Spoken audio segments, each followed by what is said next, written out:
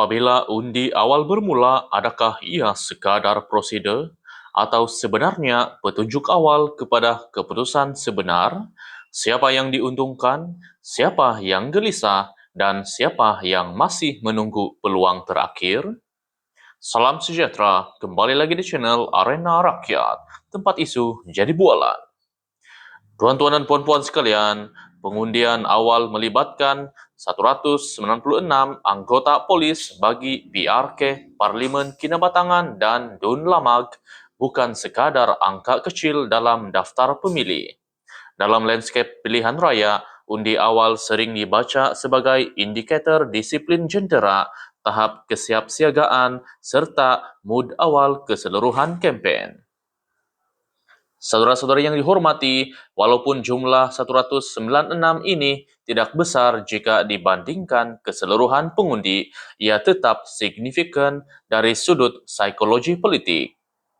Keputusan tidak rasmi undi awal sering menjadi bahan analisis dalaman parti untuk menilai sama ada strategi kempen di lapangan berada pada landasan betul atau perlu pelarasan segera sebelum hari mengundi sebenar. Hadirin yang budiman, PRK Parlimen Kinabatangan menyaksikan pertandingan 3 penjuru antara calon BN Muhammad Kurniawan Naim Mokhtar, calon warisan Datuk Sadi Abdul Rahman, serta calon bebas Goldam Hamid. Pertembungan 3 penjuru ini membuka ruang perpecahan undi, sesuatu yang sentiasa diperhatikan oleh penganalisis politik tempatan. Rakan-rakan penonton, bagi Dun Lamag pula, situasinya lebih jelas di atas kertas. 1-1 antara Muhammad Ismail Ayob dan Mazliwati Abdul Malik. Namun jelas di antara kertas tidak semestinya mudah dipeti undi, kerana faktor sentimen tempatan, jaringan akar umbi, dan isu setempat sering mengubah jangkaan. Saudara-saudari sekalian, kempen BN kali ini mendapat suntikan besar apabila Gabungan Rakyat Sabah GRS secara terbuka menyatakan sokongan hasil arahan Ketua Menteri Sabah merangkap pengerusi GRS Datuk Seri Hajiji Noor. Kerjasama ini ditekankan oleh pengerusi BN Sabah Datuk Jafri Arifin sebagai simbol kestabilan dan penghormatan kepada prinsip inkumbensi. Tuan-tuan dan puan-puan sekalian, dari sudut strategi, sokongan GRS memberi kelebihan logistik dan jentera di kawasan seperti Lamag, Kuamut, dan Sukau. Namun dalam masa yang sama, ia turut membuka ruang kepada naratif pihak lawan yang mempertikaikan isu parti nasional versus parti tempatan, satu tema yang lazim muncul dalam politik Sabah. Saudara-saudari yang dihormati, BN menegaskan bahawa kerjasama ini tidak menjejaskan hak rakyat Sabah, malah mencerminkan realiti politik semasa yang bersifat dinamik. Kenyataan ini penting kerana pengundi Sabah secara tradisi amat sensitif terhadap isu autonomi dan kepentingan tempatan. Hadirin yang budiman, faktor cuaca juga tidak boleh dipandang ringan. Ramalan cuaca baik oleh Jabatan Meteorologi Malaysia memberi isyarat bahawa halangan fizikal kepada keluar mengundi adalah minimum, sekaligus meningkatkan kemungkinan peratus keluar mengundi yang lebih stabil. Rakan-rakan penonton, PRK ini diadakan susulan pemergian penyandangnya Datuk Seri Bung Mokhtaradin, satu faktor emosi yang masih bermain dalam minda sebahagian pengundi. Simpati, legasi, dan kesinambungan kepimpinan menjadi antara naratif yang digunakan dalam kempen. Saudara-saudari sekalian, undi awal esok hanyalah permulaan. Penentu sebenar tetap terletak pada hari pengundian Sabtu ini. Apabila pengundi biasa membuat keputusan terakhir, sama ada memilih kesinambungan, perubahan atau menghantar mesej tertentu kepada landscape politik Sabah dan nasional.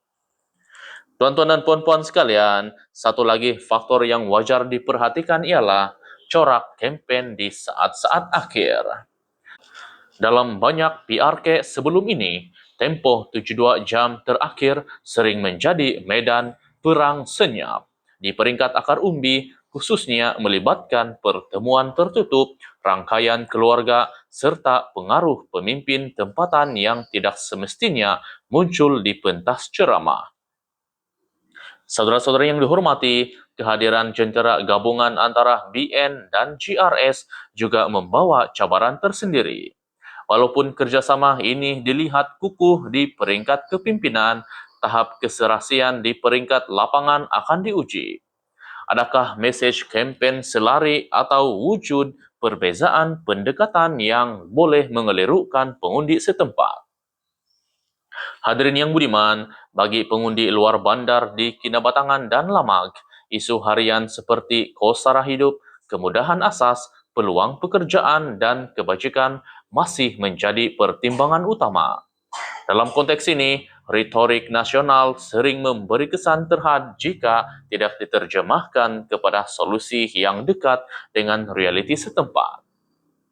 Rekan-rekan penonton, pertembungan 1 lawan 1 di Lamag pula menjadikan setiap undi amat bernilai. Tanpa calon bebas sebagai spoiler, fokus pengundi menjadi lebih jelas, sama ada memilih kesinambungan melalui BN atau memberi peluang kepada warisan untuk membina pengaruh baharu di kawasan tersebut. Saudara-saudari sekalian, bagi Kinabatangan yang menyaksikan pertandingan 3 penjuru, persoalan besar ialah ke mana undi protes akan mengalir. Kehadiran calon bebas sering menjadi cerminan rasa tidak puas hati sebahagian pengundi, walaupun peluang menang mungkin tipis.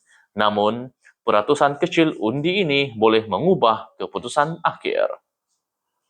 Tuan-tuan dan puan-puan sekalian, dari sudut psikologi pengundi, sokongan terbuka tokoh-tokoh besar, gabungan kerajaan boleh memberi keyakinan, tetapi pada masa sama berisiko mencetuskan persepsi kemenangan sudah pasti. Persepsi inilah yang kadangkala menurunkan semangat keluar mengundi, khususnya dalam kalangan penyokong tegar. Saudara-saudari yang dihormati, faktor pemantauan pilihan raya juga tidak boleh dipinggirkan. Kehadiran pemerhati, liputan media yang konsisten, serta kepekaan pengundi terhadap integriti proses pengundian akan mempengaruhi tahap kepercayaan rakyat terhadap keputusan yang bakal diumumkan. Hadirin yang budiman, akhirnya PRK Kinabatangan dan Lamag bukan sekadar soal siapa menang atau kalah. Ia menjadi cermin kepada arah politik Sabah, sama ada rakyat mahukan kestabilan melalui kerjasama sedia ada atau isyarat perubahan yang lebih halus tetapi signifikan menjelang pilihan raya lebih besar pada masa hadapan. Jadi tuan-tuan dan puan-puan sekalian, persoalannya, adakah undi awal ini sekadar formaliti atau sebenarnya bayangan awal keputusan besar yang bakal tercatat di Kinabatangan dan Lamag? Kongsikan pandangan anda di ruangan komen. Dan jika anda mahu terus mengikuti isu-isu panas yang menjadi bualan rakyat, jangan lupa untuk like dan subscribe. Terima kasih kerana sentiasa bersama Arena Rakyat, tempat isu jadi bualan.